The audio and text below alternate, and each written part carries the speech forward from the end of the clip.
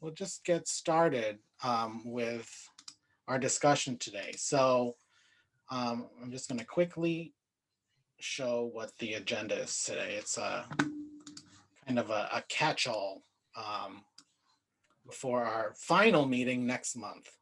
It's weird to be talking about the final meeting, but let me share the screen. So our meeting agenda today is to debrief the implementation workshop. And then we're going to talk about some of the regulatory review that was identified as part of this MVP action grant. And so there has been discussions with the chair of the planning board, Conservation Commission, and some town staff as to how PVPC can assist with regulatory review. And then where we are with regards to the plan. And then the next steps, which would include our meeting next month and the adoption at the planning board. So I'm just going to stop sharing, and then we'll get to the first item, which was the debrief of the implementation workshop. So Catherine, asked Chips and Bob and whoever else was on the call at the time, David. And I don't know if you were able to join us at the implementation workshop, but was there, I think navigating that particular workshop, we were able to confirm and add to the discussion with regards to some of our recommendations that we posed in the drafts that you have reviewed. And so I am going to share this, which is a document of our existing recommendations, as well as the proposed additions that we kind of captured at the meeting. And then there's some questions from our consultant with regards to kind of navigating the words that we're going to be using and the themes that we're going to be building for the plan and the recommendations under them. But let me zoom in here. And so I think if you recall, the conversation that we had was there were 5 themes that we captured based on the conversations we were having with the community, the conversations we were having with in the visioning and surveys and all of those engagement opportunities that we've had to date. And so we came up with 5: community pride, wildlife and nature, balanced future growth. Ken, can you make that a little bigger? Sure. Is that better, Bob? Better.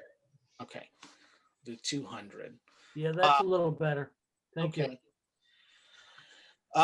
So we came up with those 5 themes: community pride, wildlife and nature, balanced future growth, hidden stories and rich history, and community interconnections and roots. And so those were the 5 themes that came about based on our conversations with you all and with the community. And we placed the recommendations that you reviewed based on its position within the elements. And we defined elements as the required parts of a master plan, which is to address land use, transportation, open space, natural resources, cultural resources, public facilities and services,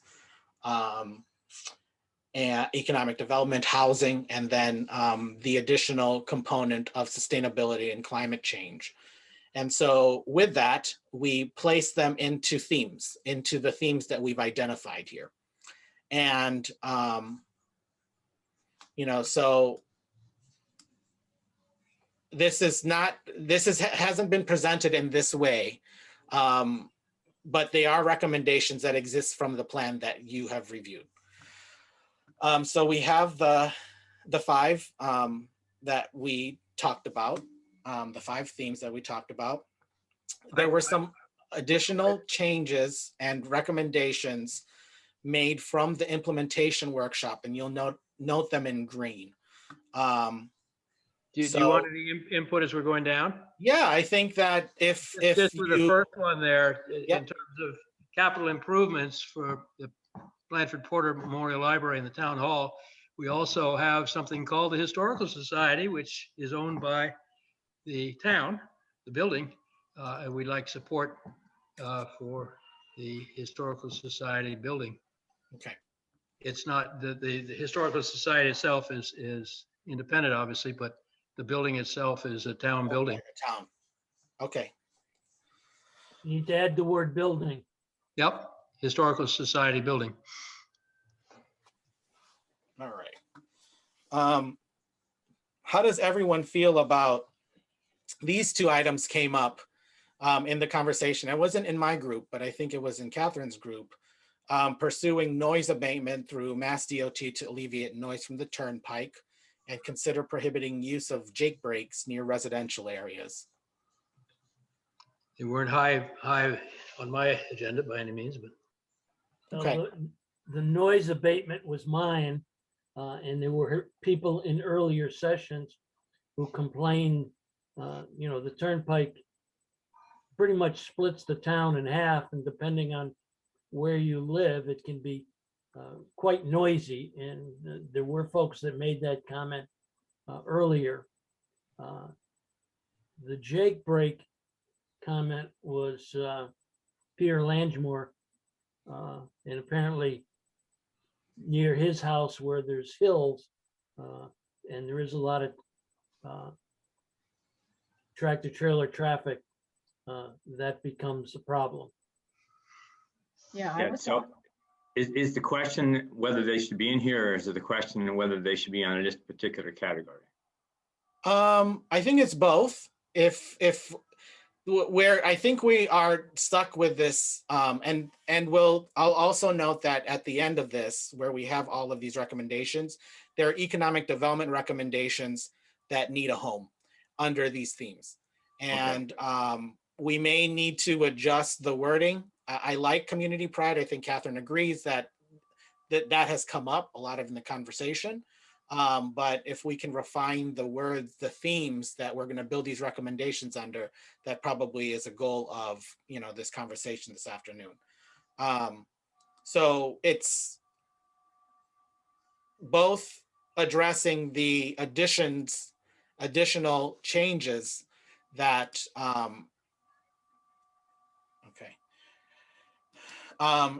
So to address, we're trying to get your input on whether you think these two should be added first. And then if they should be added, which category do they go under? So my answer to that is yes to both. Yes, this is Okay. probably the best category, and this is certainly a problem if you live in the center of town. I have an issue with jake brakes by the farm as well. Okay. So is that Edna, Bob, Chips? Do you want to disagree, or do you want to just leave it in because there's one vote in favor? I'm fine. I have no problem with it. Okay. I'm gonna just change this to engine brake, just because I think jake brakes refers to, and this was a note from our transportation planner, is a brand of an Yes. engine brake. So we're just going. Okay. I think Bob and Edna were going to weigh in too. Okay. I was gonna weigh in with one thing, that Beckett just had a hearing on the jake brake issues with the turnpike. And they were afraid to go near it because of the safety factor, that for some trucking enterprises, they consider that a safety factor, and people are kind of steering away from legislating it, and the law enforcement's kind of backing down on it, the enforcement as well. What was their response? I don't know if that's true or not, but that was their response to it, and they voted it down.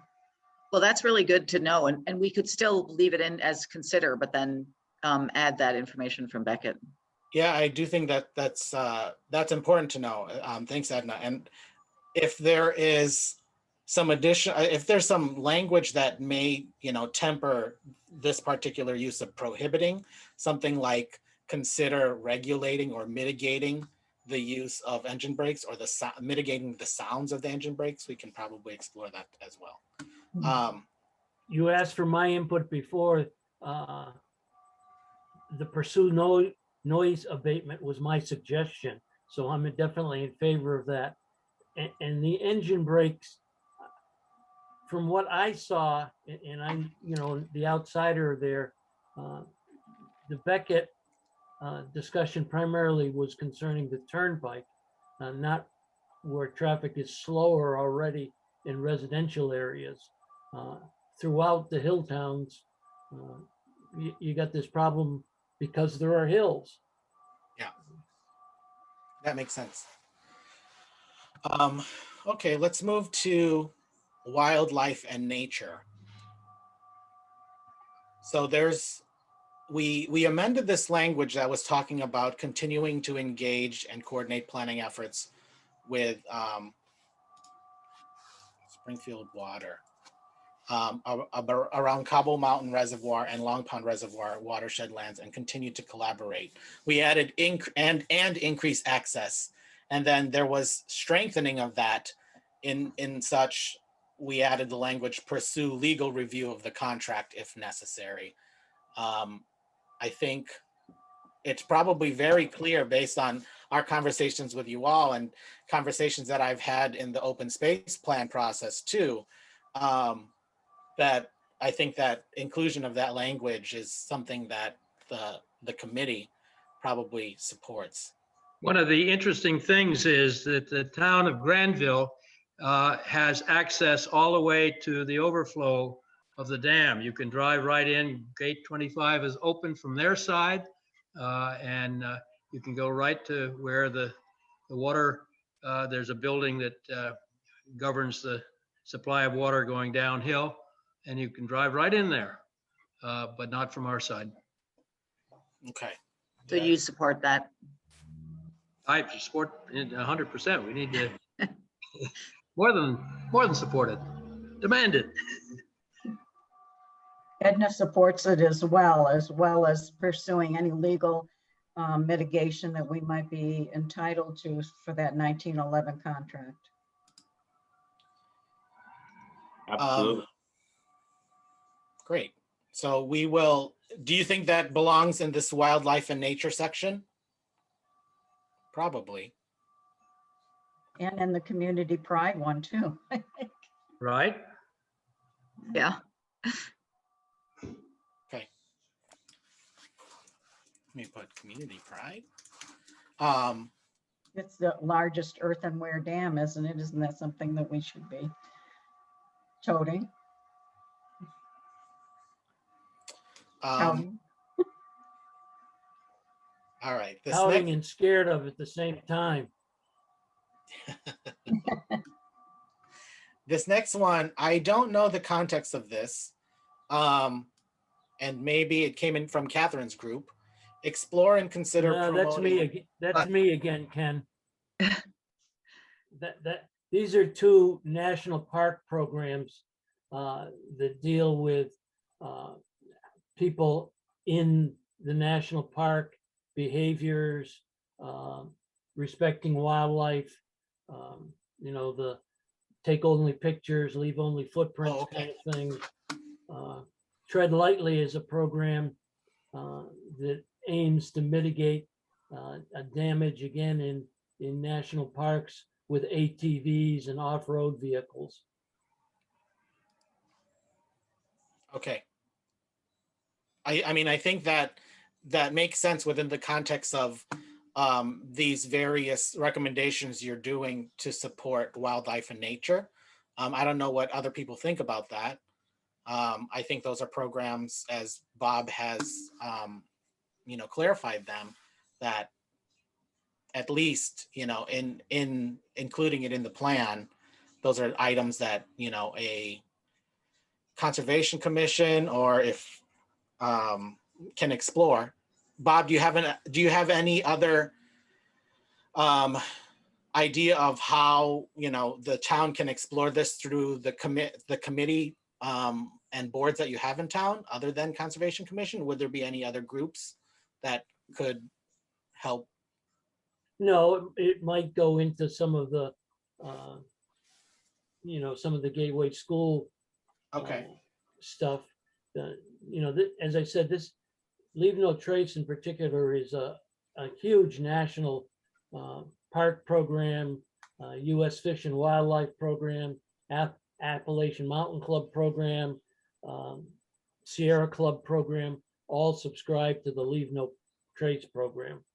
Okay, And so recreation committee may be the other option in town. Yeah. okay. That would be good, yeah. So that's Joanne's group. So Joanne, take note. Another job. All right, so there was a comment here, and I would tend to agree with Alexis from Bear Planning Group with regards to balanced future growth, suggesting balanced and sustainable growth. I know that future growth may be maybe too strong as far as, you know, the trend of growth in Blandford. And I think understanding that growth may be occurring, that it should be maintained as balanced and sustained. And I think maybe changing the language possibly is helpful for that context. I don't know if others have any thoughts about changing that theme name. Given where we are in the world today, sustainable growth would be a good item to add in there.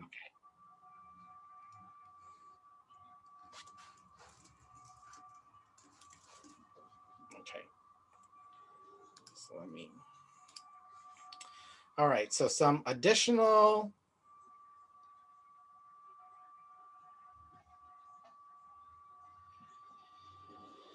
So this was to clarify the green infrastructure and climate resiliency policy that was recommended to change the language and make it a little less strong, which suggests reviewing and considering adopting rather than adopting. So if you know, that's amenable to folks, we can just accept that change. I think it still suggests the same idea that the town may be looking at that and exploring that. There was actually a note here. Consider the adoption of a statement, but not a regulation, affirming the celebration of Native American history. Right, we're becoming in the last 5 years more aware of evidence of Native American presence in earlier days, Mm-hmm. and somehow raising the awareness in the town of respecting and understanding what our history is all about, and would be a positive kind of thing. There's been very little awareness or concern in years gone by. Would you like to maintain this not regulation, or should we just delete that? I don't think regulation needs to be Okay. a part of it or whatever, but And Chips, to your suggestion, I'm assuming that the historical commission would take lead. I would, as far as the town goes, I would hope they would. And I think they would. I think they're sensitized to it. We have overlapping members from the society and the commission, and a number of us are Okay. aware. So Bob, this question was what Alexis brought up. Not sure if I'm explaining this correctly. It was Bob Kidd's suggestion, so we can ask him. But I think this relates to the items that you identified above with regards to those national park programs. It says here, explore national standards for historic preservation and consider their applicability for Blandford. Yeah, there are a couple of national acts that make it against the law on federal lands to remove archaeological artifacts, to remove plants. I'm trying to think. One is the gonna have to give me some time to remember. One of them is the preservation of archaeological artifacts that deal primarily with Native American sites, burial sites, and artifacts. And the other one is passed in 1977.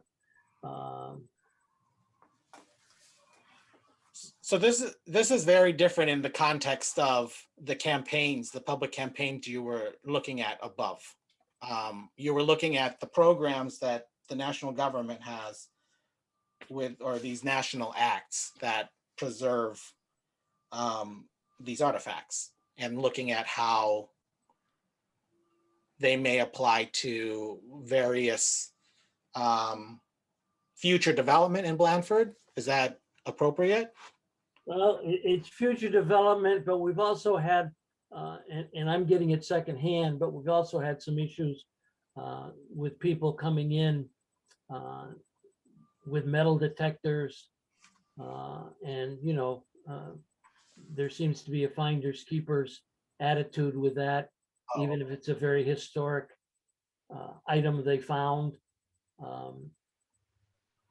We've had people going down our Herrick Road trail with geological hammers and breaking rocks apart to take samples.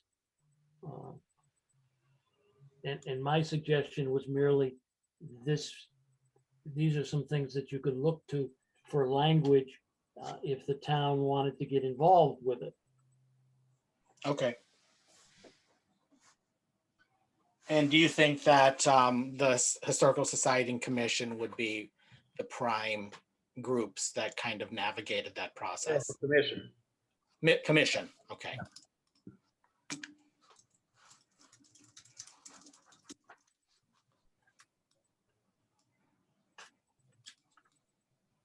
I think Chips has answered that. I don't know if you're waiting for me or not, but Yeah. yeah. Okay.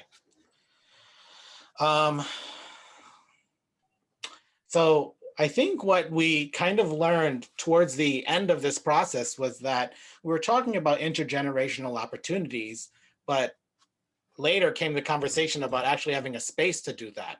So we're going to amend this, I think, and I think that the committee would probably agree that we should also include the space to have these activities or explore that type of space. And so that should remain in the master plan. Agreed. Okay. And then we added and disabled, and these are some of these were in the transportation section. So just ensuring that both volunteer senior ride services also include the ability to transport disabled population. And then continuing to facilitate the installation of townwide broadband. I think we just utilize this language. It for whatever reason didn't make it into the plan. And so we will, I don't know if there's stronger language, but I think that's what we are suggesting to Peter Langmore's point at the implementation workshop, was to just continuing to support the installation of town-wide broadband. Sounds good. So these were recommendations. These that are under not yet sorted were recommendations under economic development that within the 5 themes that we've identified above, I guess if we can either place them in one of them, we should do that. But if not, we should identify either a new theme or refine an existing theme to place these under.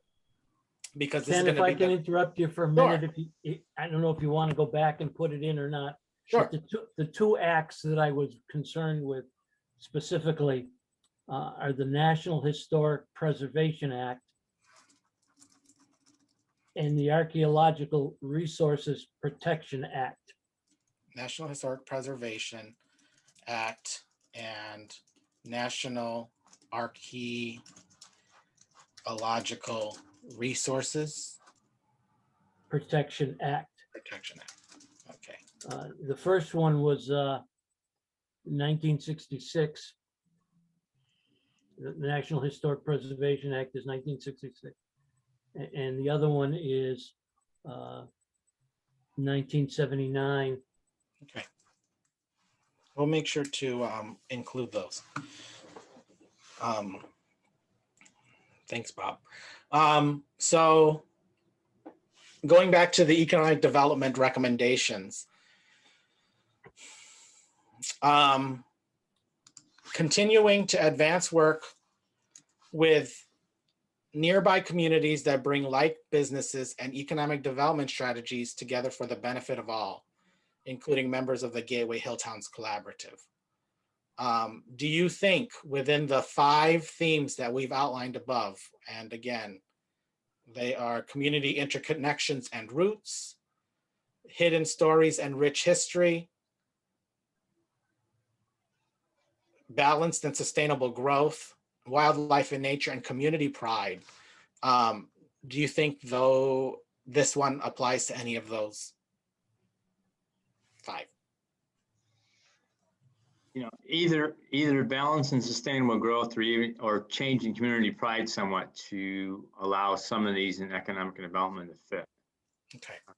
Because I think if you're looking at community pride and you start talking about almost all of the ones you have listed here, drinking water upgrades, businesses, recovery funding, it all has the ability to have pride in the town and the ability of the town to continue.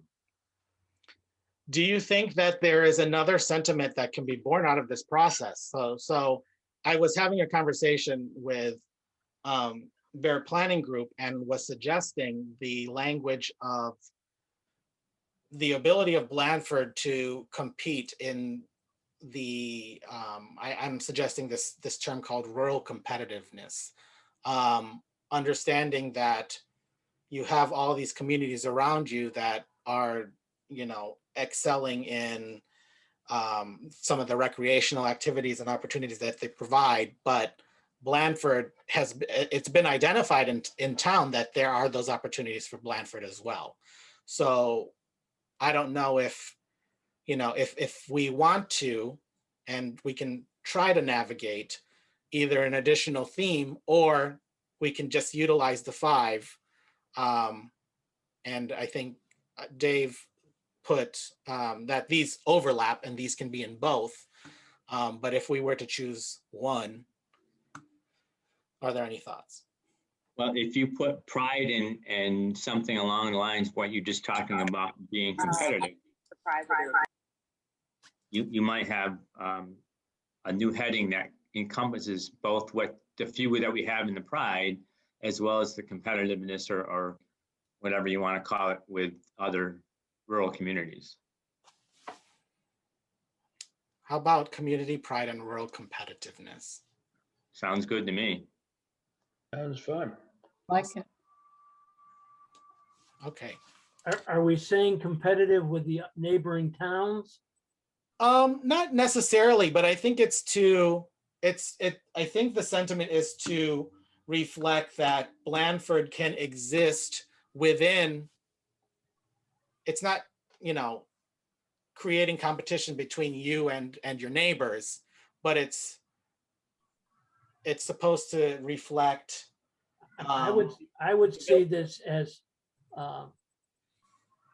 the neighbors together being competitive with other outside businesses.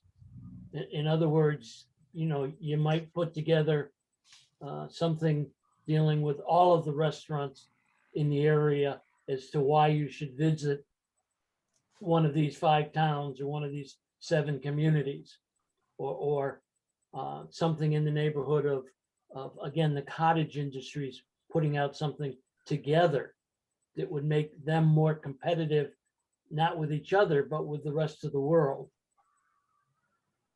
Right, so you could actually just put community in between rural and competitiveness, rural community competitiveness, and it wouldn't necessarily just be Blandford, it would be the area in general.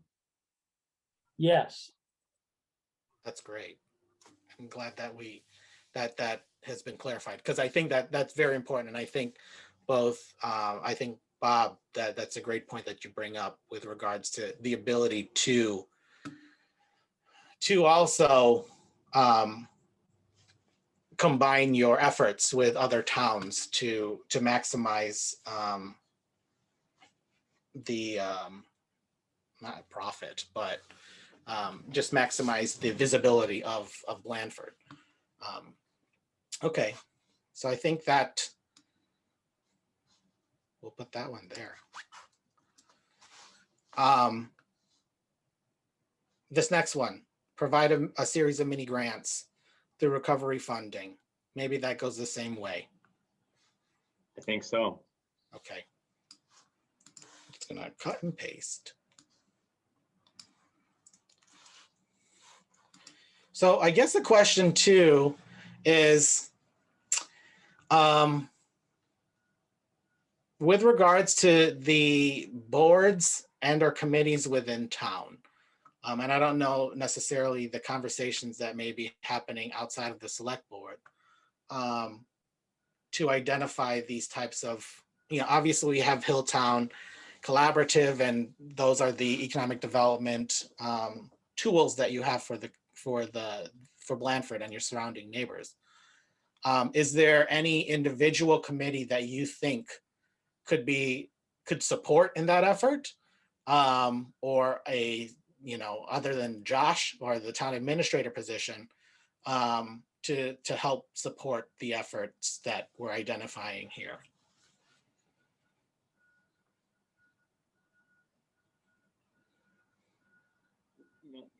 Depending on which one of these things, you could have different committees address them, but in reality, some of this needs to be addressed potentially by a new committee that is across both economic and sustainability and all the rest of the things we have in here, because none of them fit neatly into any of the current communities. I mean, short of, the Native American with the Historical Society, but we don't have anything that really works on business development in town. Do you think that could be a goal or a recommendation then, to develop a committee? I think it could be, and and then the problem always is that we have trouble staffing the current committees that we and groups that we have. Right.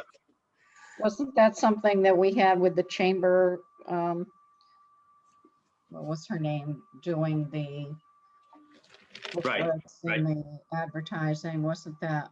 Was that Jean? Yeah, it was Jean Leclerc.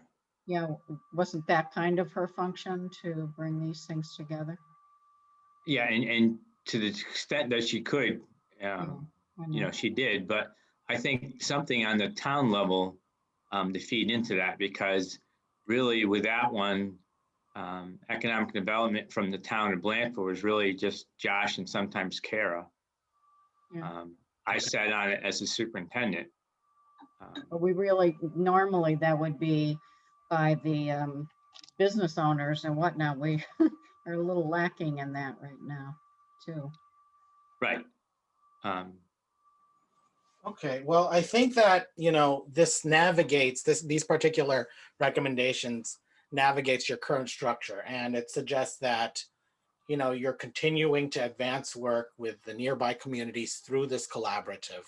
So however that's made up, in the absence of an individual committee, like an economic development committee, which, like you said, Dave, would be probably fine. There would be some difficulty in identifying people to help support that committee. If the continued work continues with the collaborative and other groups that exist that the town administrator works with or the select board works with, I think that, maybe covers the fact that absent a committee, you have interested people through those avenues to continue that work. And we identify these groups to help implement these recommendations. Yeah, I'm not sure how much longer the Hilltown Collaborative growth is gonna last. There's only a small number of people in there, and towns are not necessarily willing to ante up money for someone to do the work. Okay. So a lot of that's on hold at this point. Maybe I can volunteer. Michael Hutchins and planning board to kind of look at that and see if there's any way to start a committee of some sort too, working with the town administrator and the select board. So Edna, in regards to economic development strategies? Mhm. Okay.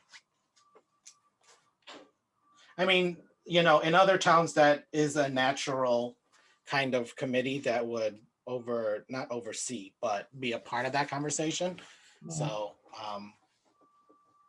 it makes sense.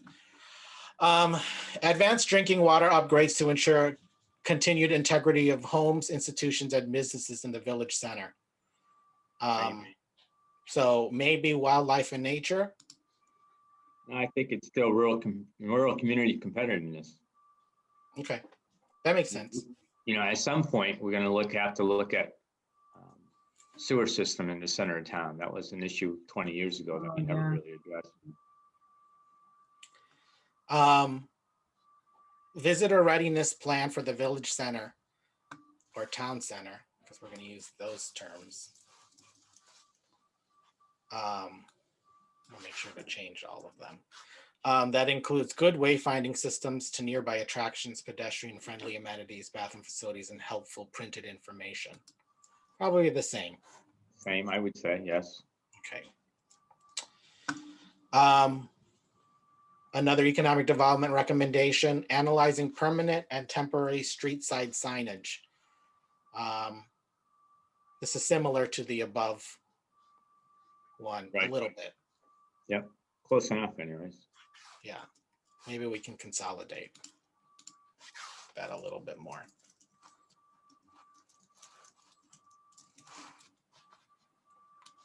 Okay. Re-examine zoning standards for signs, which currently only allow for one sign per business and do not allow a sign to have a sign, and do not allow a business to have a sign on their building and also a separate standing sign near the street. I would be in favor of that. I know we had a major process of trying to get a sign just at the White Church, and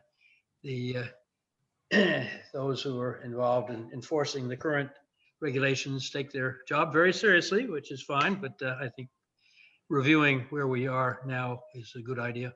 Okay. So community pride and rural community Yeah, that competitiveness. makes sense. All right. Promote shared technical skills to enable all town center businesses and institutions maximum social media exposure. That's community competitiveness again.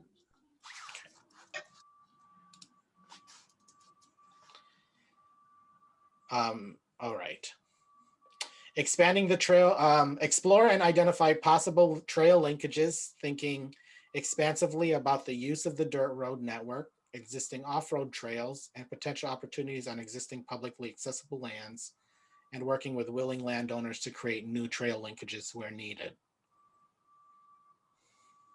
We've done a little bit of that with the Highland, was it the Highland Trail group that's involved with Chester and Huntington and the like, and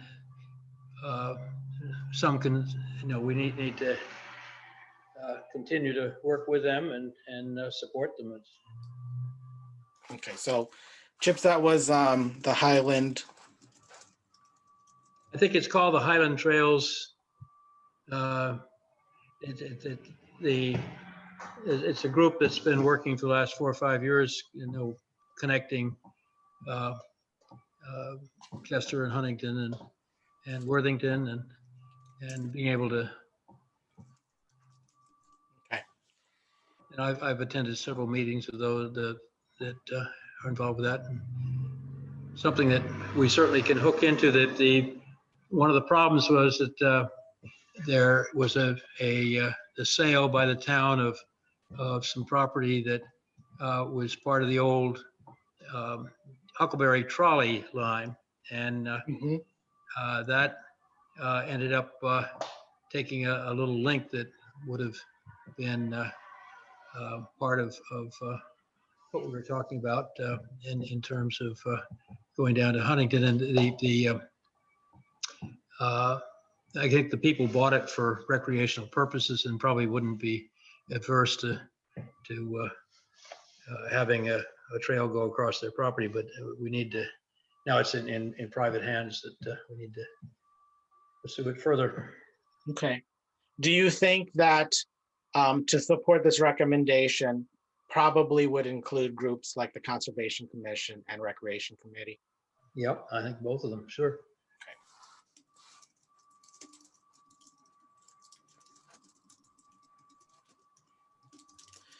Thoughts about which theme this would go under?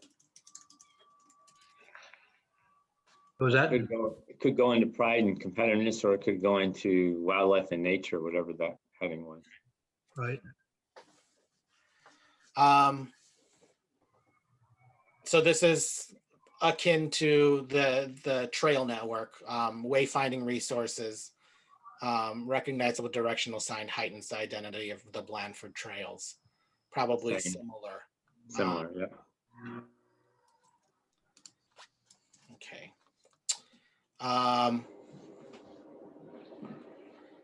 So evaluating parking, signage, and access to bathroom facilities along the trail network. There's a Gateway Hilltown's economic development strategy that suggests a centralized parking location adjacent to complementary complementary attractions that could result in increased spending. So there would be some collaboration with regards to the trail linkages and these various attractions. That's a recommendation that came from the economic development section. At this point, our attractions have maybe one car at Yeah. Lucky, and shuttle buses are not at that point at this point. You have to have a vast incursion of human beings. Do you think that similar to above, this would be a similar, like the groups are similar that would be involved, as well as? Yeah, they would be part of Same- that. Could be Same area. totally added to or whatever. Same with this, trail advocates in other Yes. towns. Right. Okay. So this actually is coming up later, as far as later in the process, because of these conversations regarding Ski Blandford. So initiate a more robust conversation with the owners of Ski Blandford to understand how the town might help to support exploration of a mountain biking park. That came up in conversations through staff talking to Mr. Crozier along with Josh, and this came up as a recommendation. So I don't know if you have any thoughts as far as who could help implement this, any groups in town, whether or not it's a town administrator led or a select board led conversation, or Conservation Commission or Recreation Committee. It gets back Thoughts? to that need to have some sort of an economic development committee in town.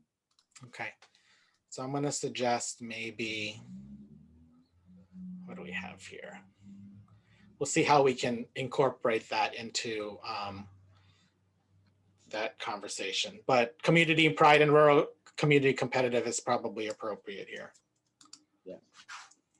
Okay. This one too. Work with local mountain bikers and perhaps local local Northeast Mountain Biker Association members to gauge interest in furthering mountain biking resources in and around Blandford. Yeah, pretty much the same kind of thing. Okay. All right, so the economic development, I think we've gathered that it's both important to the community pride, and I think it makes sense because that's, it probably fits within that discussion along with the rural community competitiveness, which elicits a thought of economic development. And this was, let's see. So this came about, this is a sustainability section recommendation, which came from the hazard mitigation plan and the planning process that the town went through prior to starting this master plan process. And that's developing and implementing a method of tracking hazardous materials transported on the turnpike and Route 23, and training the public safety and others as appropriate on how to respond to spills of different types of chemicals. Where do you think that would fit within the themes that we've outlined?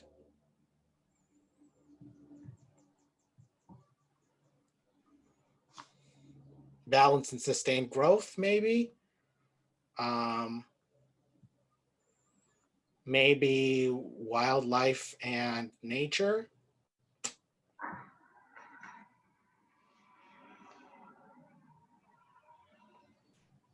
It's more safety than wildlife and nature. It was community safety. So maybe it's appropriate to maybe qualify the community pride and rural community competitiveness, Right. and suggest a safety component Mhm. within that conversation. That would be Ken, good. the language needs to be looked at on that one also. I mean, the town of Blandford is not going to be training the state police. Oh, yeah, okay. We'll look at this.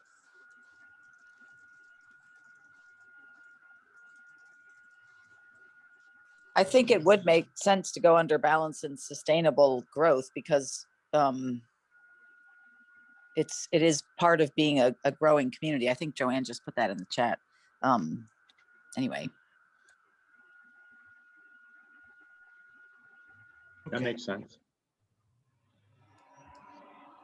And I just noted Andy, who is our transportation planner, provided a link in the chat to Western Mass Hilltown Hikers, which provided those Blandford trail maps. So I think we've maybe identified that group based on that link. Okay. So probably the typical groups that would be responsive to this are your public safety departments. Okay. All right. So those were, thank you for your help with identifying where these will belong.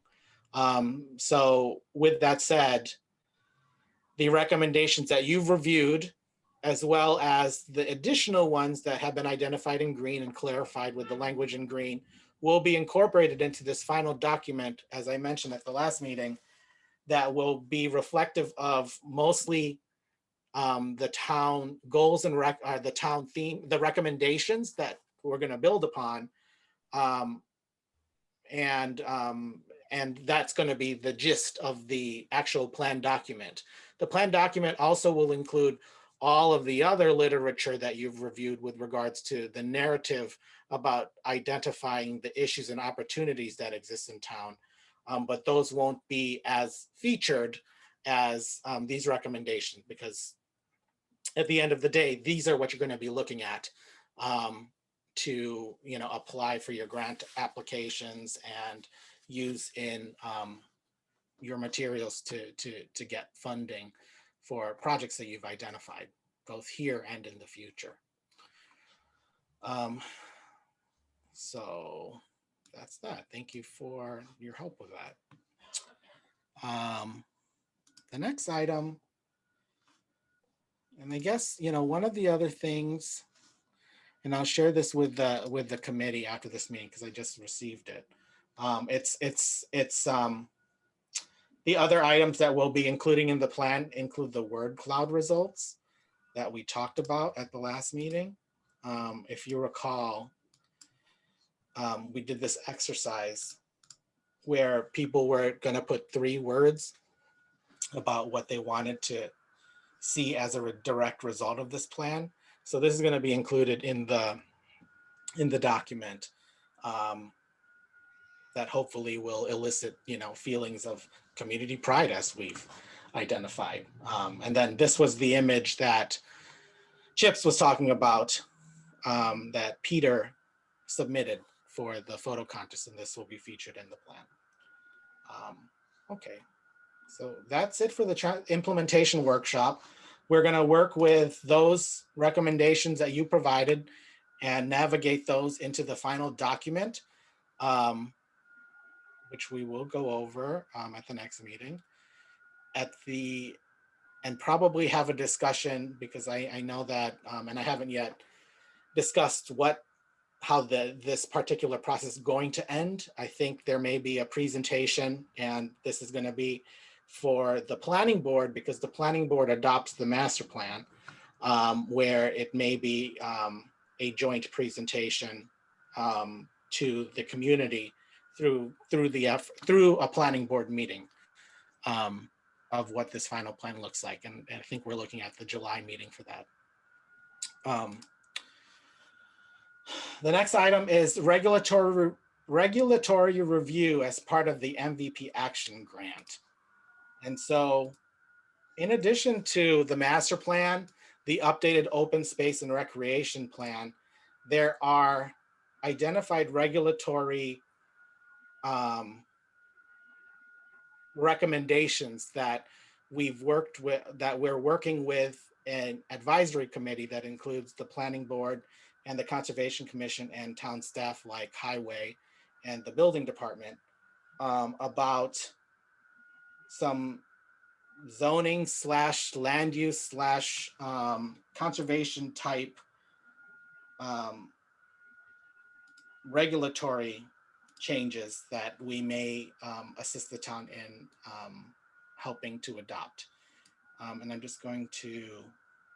And I just wanted to add that, this Yeah. funding from EOEA is to advance nature-based solutions. And so the focus of the regulatory review was to look at the existing regulations and see where nature-based solutions could be integrated, and also obviously focusing on stormwater because of that as a major concern. But it was to look with a focus on resiliency.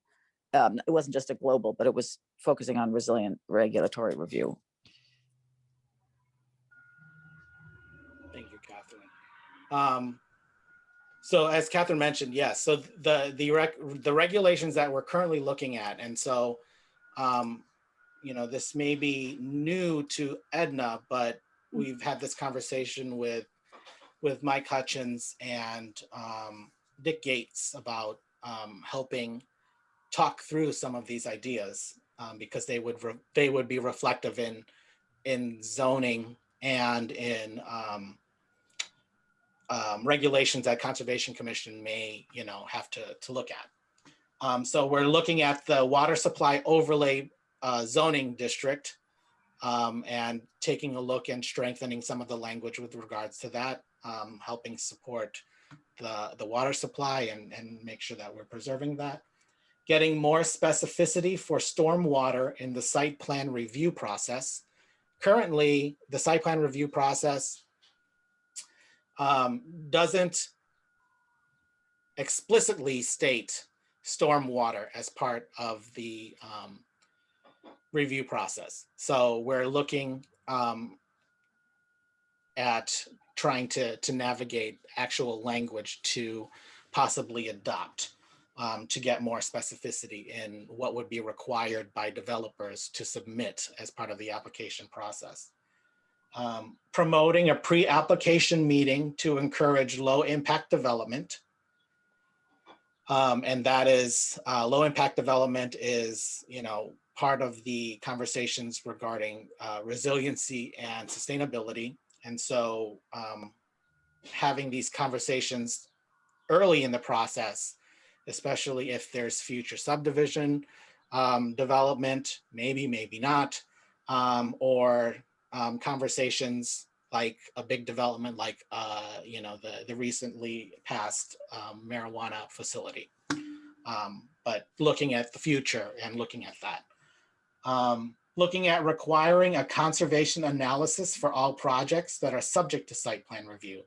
So in addition to looking at stormwater, requiring a conservation analysis, looking at the trees that are removed, looking at the loss of those trees and how they play into the conversation of preservation within a site when developing. We've pretty much done that, though. It's maybe that's not in writing, but that's been being No, done. and I think we obviously, in helping the planning board and being part of the processes that the planning board have been through, you're right. I think that it is a best practice that the planning board is adopting, and the peer reviews that you're going through address those issues, but I don't think it is explicitly a requirement. Whereas I think this is suggesting an actual deliverable from the applicant to justify the placement of a building, the reasonings by removing all of these trees, if there's more solar development or any other type of non-residential development.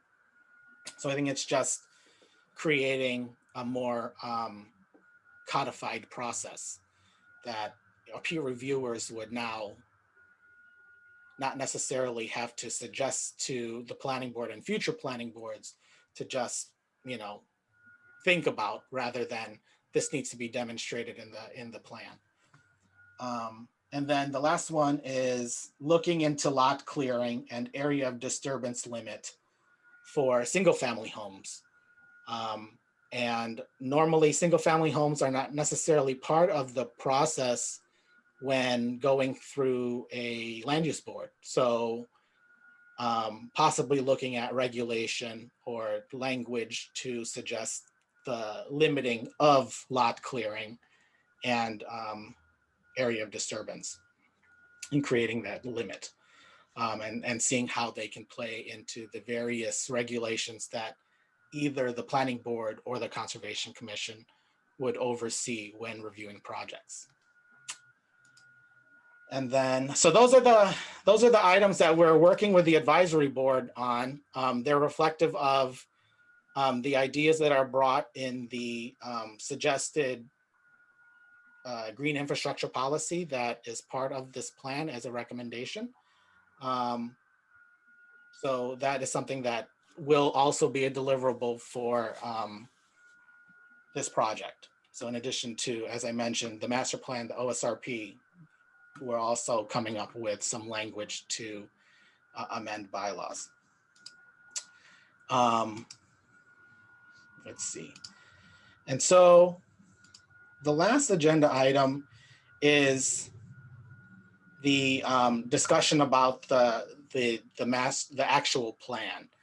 And if you'll recall, at the last meeting, and I think throughout this conversation, we were suggesting how the plan will reflect mostly setting the scene for the town. You're obviously going to have an introduction. We're going to discuss how we arrived at these recommendations and also set the scene for why these recommendations exist. However, a lot of the very technical graphs and analysis wouldn't necessarily be brought forward in the plan, the first pages of the plan, but rather would exist as what we're calling a white paper or technical analysis, and that would exist in the appendix. So with that said, we've been alluding to this particular plan from the town of Winchester. And we've taken some great photos. And if you'll recall, I think Todd Zukowski, who was doing photography for the story map and also for our plan, did some drone, captured some drone footage, and we have some beautiful overhead photos of the town.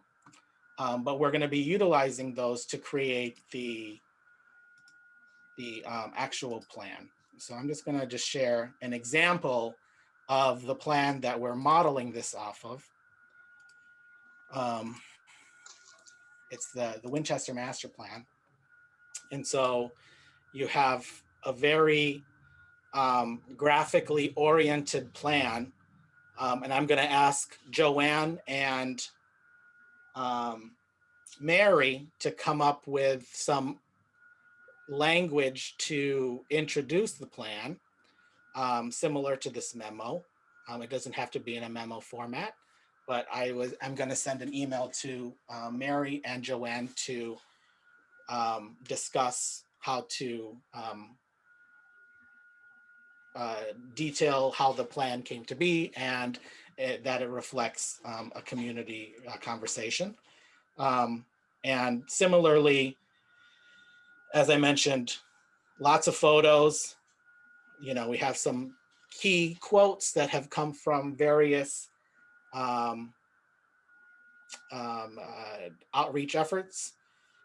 As I mentioned, introducing what a master plan is and what the town is all about, creating that story, talking about how it's going to be presented, and that we're not necessarily going to be breaking this plan down into the statutory elements, but rather in the themes. And talk about the planning process, which we have demonstrable some evidence about the virtual presence that we've had with regards to the implementation workshop, the visioning sessions, the focus groups, as well as these committee meetings. And yeah, it's just going to be photos. And then what we're going to do is, if we look at, let's see, where is that? So these are the themes, right, that I was talking about. And then you have each of the statutory elements that belong under those themes. But within each theme are going to be these ideas that come from the recommendations. And these basically are the recommendations. So you're going to have the theme setting up all of these recommendations that suggest that they all help implement the strategies to affect community pride and community competitiveness, rural community competitiveness. So we're going to do that for each of the recommendations that would follow within this particular section. Additionally, as part of the plan, and our authors have identified, and in conversations with you all, identifying which groups would help implement that, as well as also providing the resources and the prioritization that we've identified through the implementation workshop on how that should fall within priorities for the town. And that will be in the final document. And basically it's a presentation of all of those recommendations, and then the appendix would include all of the white papers. So,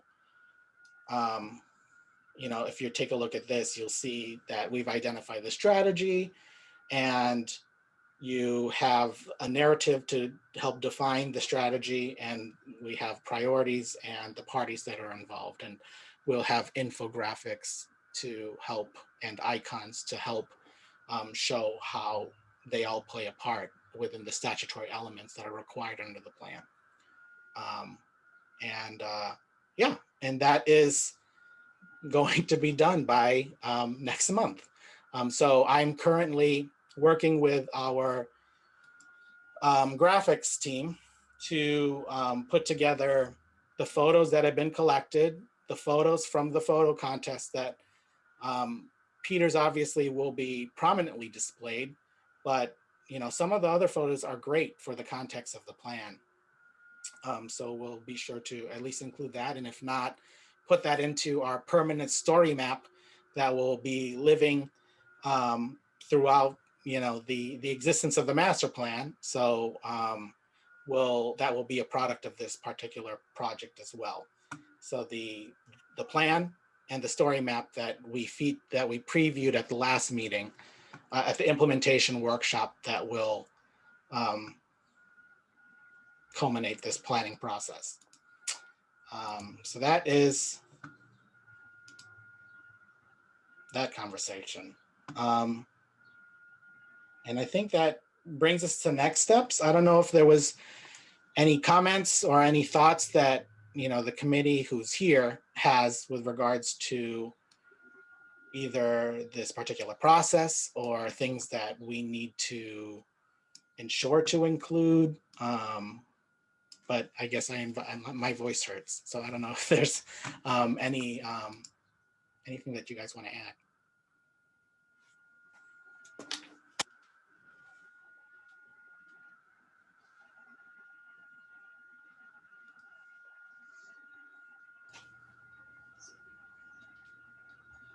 So Ken? Yeah. What is the next step after we finish up our meetings in June? So the next step is so with the requirement that is with regards to this particular grant, which ends June 30th. The requirement is that it needs to be adopted by the planning board. And so, the planning board does only meet once a month. And we are gearing, and I haven't yet talked to this particular agenda item with the planning board chair.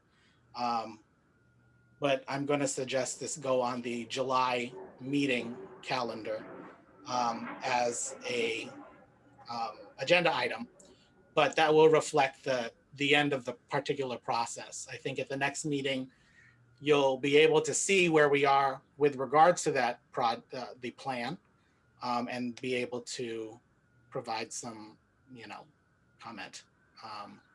But I do think that at this point, with regards to recommendations or the technical papers that we'll be including in the document, if there are some last minute things that need to be addressed, we can, do our best to address them.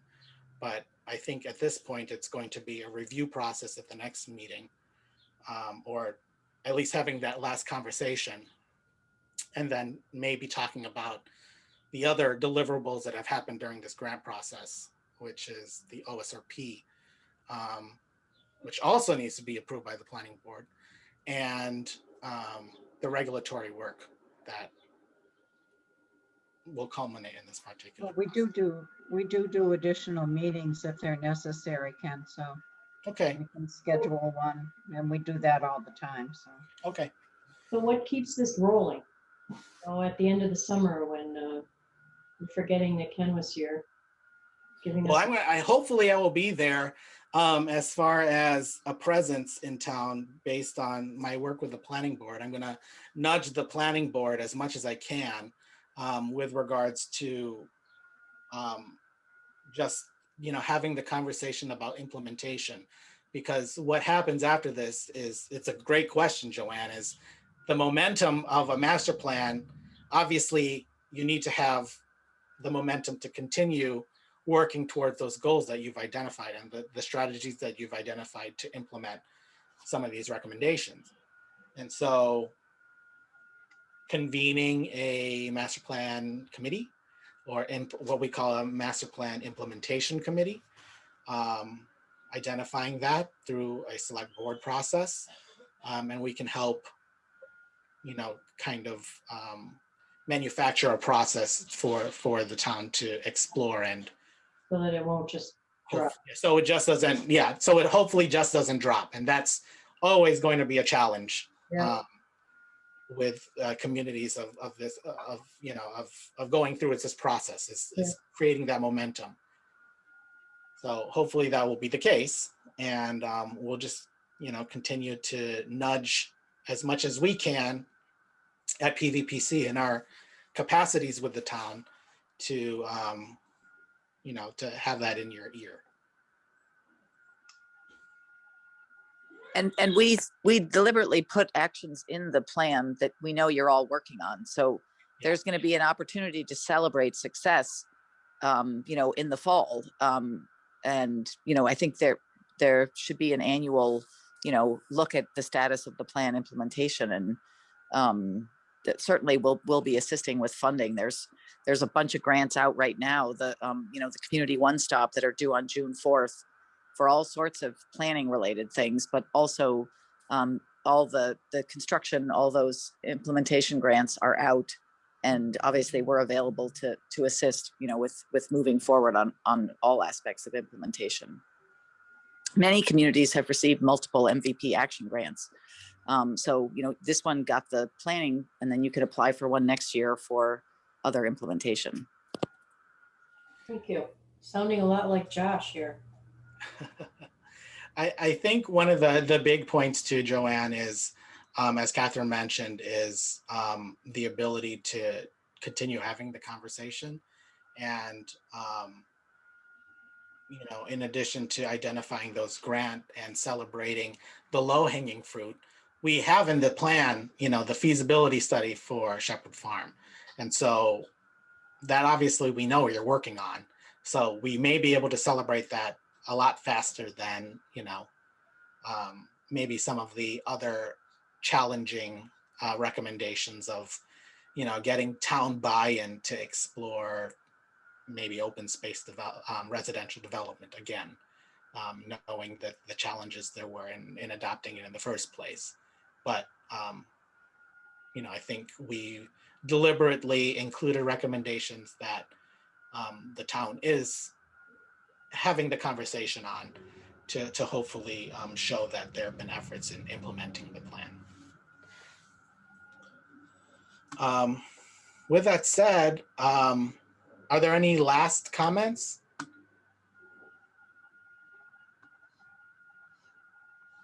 Anyone? Catherine, did you want to say anything before we ended the meeting? No, great job, everybody. Yeah, thank you all for your input this afternoon. Thank you for taking time out of this very 82-degree sunny day. And we'll see you in next month and have that conversations to get towards the end of this project. All right. Thanks, everybody. Sorry I was Thank late. you. Bye, Joanne. Bye.